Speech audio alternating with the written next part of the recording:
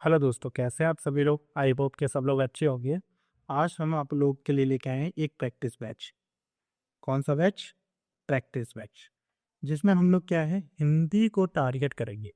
हिंदी को टारगेट करेंगे मतलब इसमें क्या है, सारे के सारे जितने भी एमसीक्यूज आप तक पूछे गए हैं उनमें से जो इम्पोर्टेंट इम्पोर्टेंट एमसीक्यूज है उनको हम लोग ले लेंगे। ठीक है ना।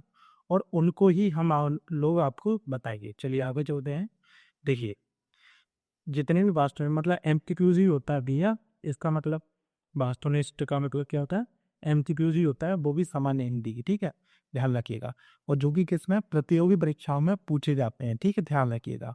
अब यहाँ पर क्या है कि हम लोग बात करते हैं कि अब ये इंपॉर्टेंट किन किन चीज़ों के लिए, तो उसके लिए हम नेक्स्ट पेज पर चले जाते हैं। देखिए, यहाँ पर मेरा लक्ष्य मतलब आपको अपना लक्ष्य देखना है कि आपने किसके लिए तैयारी कर रहे हैं। ठीक है ना। यहाँ पर सब कुछ लिखा हुआ है, ये मैट्रिक बनी हुई है, इस पर देख लीजिए। फर्स्ट है आपका एजुकेशन रिलेटेड, मतलब शिक्षण रिलेटेड जो भी है, शिक्षा से रिलेटेड जो भी पोस्ट होती है, जो परीक्षाएं होती हैं उनके लिए, जैसे UP TGT, PGT, UP TET, C TET, H TET, R TET, आपका बी है। इनमें सभी में क्या है, हिंदी पूछी जाती है। वो भी कौन सी? जनरल हिंदी पूछी जाती है। ठीक है ना। तो जनरल हिंदी इसमें आएगी, तो यहाँ से आप पढ़ेंगे तो ये सब चीज़ें आपके काम में आने। ठीक है ना। इनमें से अगर आप कोई भी हो तो आप देख सकते हैं। दूसरा है आपका पुलिस एवं प्रशासन। अब भैया ये पुलिस एवं प्रशासन अभी कुछ टाइम पहले 14 और 15 को अभी होकर के गया है यूपीएससी का पेपर, उसमें भी हिंदी पूछी गई थी, देखा था। तो यूपीएल लिखा भी है इसने, देख लीजिए। ठीक है ना। आपका आर ओ इनमें सब में पूछा जाता है। सचिवालय, असिस्टेंट ग्रेड, बीडीओ, ग्राम पंचायत अधिकारी, जो जिसको हम वीडियो बोलते हैं, डिप्टी जेलर, जेलर लो आ गई। अच्छा, एक रजनीकांत की फिल्म भी है जेलर, उसमें देखा है ना कि अगर रोल है उसका, ऐसा तुम्हारा भी हो जाएगा। पढ़ो हमारे यहाँ से। दूसरा लेखपाल। अब भैया लेखपाल का तो तुम्हें पता ही है। लेखपाल को जब तक भैया तुम पानी के लिए नहीं पूछोगे तो भले खेतों में नहीं नापेगा, समझ रहे हो ना। ये तुम्हारा भी रोग हो जाएगा जब तुम निकाल दोगे पेपर तो। चलिए, दूसरा आ जाते हैं हम बैंक, कानून एवं अन्य।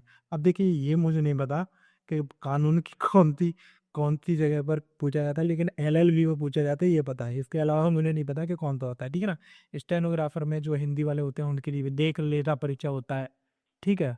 हिंदी अनुवादक परीक्षा जो होती हैं उनमें आता है। बैंक की परीक्षा होती है उनमें आता है। एलआईसी जो एजेंट्स बनते हैं, मतलब एलआईसी की जो भी पोस्ट होती है उनमें भी हिंदी पूछी जाती है, कुछ कुछ पोस्ट के लिए पूछी जाती है। ठीक है ना।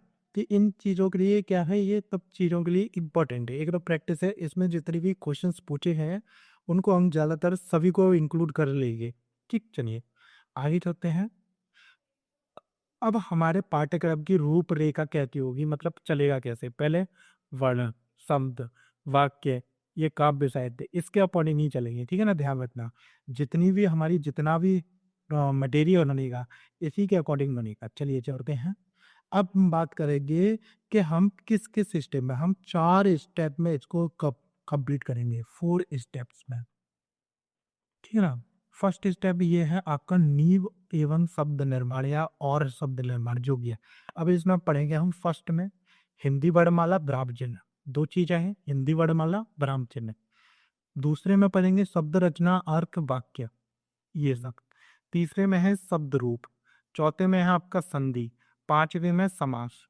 तो यहाँ से क्या है, पहला चरण आपका कंप्लीट खत्म हो जाएगा। इतनी बात करना ही। चलिए नेक्स्ट। इसके बाद में पढ़ेंगे हम लोग सेकेंड स्टेप में पहुंच जाएंगे शब्दकोश। शब्दकोश इसका रखा है, ध्यान रखिएगा। फर्स्ट होगा आपका अनेकार्थी शब्द। अनेकार्थी शब्द में जितने भी इंपॉर्टेंट अनेकार्थी होंगे उसका पीडीएफ हम आपको प्रोवाइड कराएंगे, इसमें भी साथ में। फिर इसके बाद में आ जाता है आठवां विलोम शब्द। फिर इसके बाद में नौवां पर्यायवाची शब्द। फिर दर्पा आपका आ जाएगा मुहावरे एवं लोकोक्तियाँ। ये बहुत ही ज़्यादा इंपॉर्टेंट होता है। इस बार भी करीब 3 से 4 मुहावरे पूछे गए थे, ध्यान रखिएगा यूपीएसआई में। ऐसे ही 11 अंतम एवं पद्धत, देशज और विदेश, विदेशी, ये सब तो होते हैं। इनको भी हम लोग बताएंगे कौन से इंपॉर्टेंट होते हैं, कहाँ पर पूछे जाते हैं, ये भी। फिर 16वां है अनेक शब्दों के लिए एक शब्द, अनेकार्थी शब्द बोलते हैं। ठीक है, ध्यान रखिएगा। चलिए नेक्स्ट सब चलते हैं। फिर आ जाता है आपका थर्ड स्टेप मतलब चरण 3, जिसमें हम व्याकरण और उसके प्रयोगों को देखेंगे। ध्यान रखिएगा, पहले क्रिया, फिर वर्तनी, फिर अबोध, अर्थबोध, फिर इसके बाद में हिंदी शब्द में प्रयोग होने वाली अशुद्धियां, फिर विशेषण एवं विशेष्य, संज्ञा के अवयव तक, और रिक्त स्थानों की पूर्ति और क्रमबद्ध। इस अकॉर्डिंग हम लोग क्या है, ये 25 चैप्टर्स में हम पूरी हिंदी को कवर करेंगे।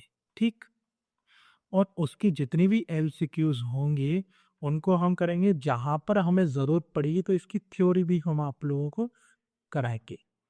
इतनी बात समझ में आ गई, ध्यान रखिएगा। नेक्स्ट है आपका ये, अच्छा इसका फोर्थ भी रह गया, एक मिनट, अच्छा मैंने पीछे कर दिया, कोई बात नहीं। इसके बाद में मास्टर सिलेबस। मास्टर सिलेबस में क्या है, ये सारा का सारा आपको एक पेज पर दे रखा है कि भैया इसके अकॉर्डिंग चलेंगे। इस बात को ध्यान रखिएगा, इस अकॉर्डिंग ही हम लोग चलेंगे, इसके अकॉर्डिंग हम लोग को पढ़ाई करेंगे, यानी कि जितने भी एमसीक्यूज बनेंगे इन के अकॉर्डिंग ही एमसीक्यूज आपको मिलेगी। और इसका पीडीएफ भी आप लोग डाउनलोड करना होगा, तो हम क्या डिस्क्रिप्शन में इसका लिंक डालेंगे, वहां से आप इसको डाउनलोड कर सकते हैं। और साथ में ही क्या है, आप हमारे व्हाट्सअप चैनल को ज्वाइन कर लीजिए, जिससे कि सारे के सारे जो इम्पोर्टेंट लिंक्स हैं वो आपको मिल जाए एक बार में ही। ठीक, चलिए मिलते हैं सीधे अब। फर्स्ट देखिए, ये आपकी फर्स्ट क्लास, सेकंड क्लास में मिलेंगे, जिसमें हम लोग क्या है, फर्स्ट चैप्टर हिंदी वर्णमाला एवं विराम चिन्ह, इनको इसमें थोड़ी बहुत जो टॉपिक्स हैं उनको समझा लेंगे, और बाकी के एलसीक्यूज हम लोग कराएंगे। चलिए मिलते हैं सीधे नेक्स्ट क्लास में, तब तक के लिए खुश रहिए, पढ़ते रहिए और स्वस्थ रहिए।